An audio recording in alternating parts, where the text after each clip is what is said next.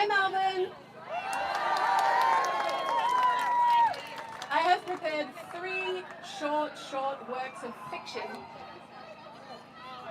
Number 1. In the late 1920s, a man named Einar Wegener went to his doctor in Denmark and said he'd like to become a woman. His doctor said, "Don't be silly, Einar, humans can't change sex." Einar went home.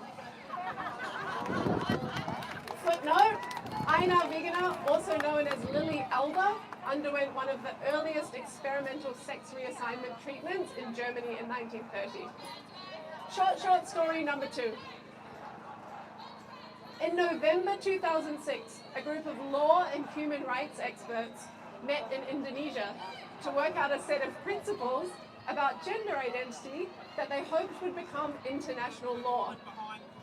One of the experts suggested adding the following: each person's self-defined gender identity is integral to their personality and is one of the most basic aspects of self-determination, dignity, and freedom.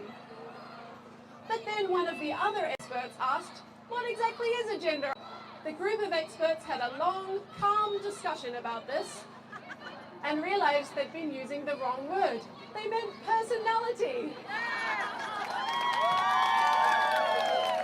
They amended the principle to, each person's personality is one of the most basic aspects of self-determination, dignity, and freedom. This became known as the Yogyakarta Principle. It's not very well known though, because people already knew in 2007 that personalities were important. The experts went home and did not have very remarkable careers after that. Final short story. It was the year 2013 and the Prime Minister of Australia was a woman called Julia Gillard. The people of Australia were very happy to have a woman Prime Minister and were not rude to her at all. A law was proposed to amend the Sex Discrimination Act, which had been introduced in 1984 for the purpose of eliminating discrimination against women in the public arena. An amendment proposed to take the definitions of man and woman out of the Sex Discrimination Act. But when it came time to discuss the amendment, the other politicians said, hey, have we really thought of the long-term effects on women here?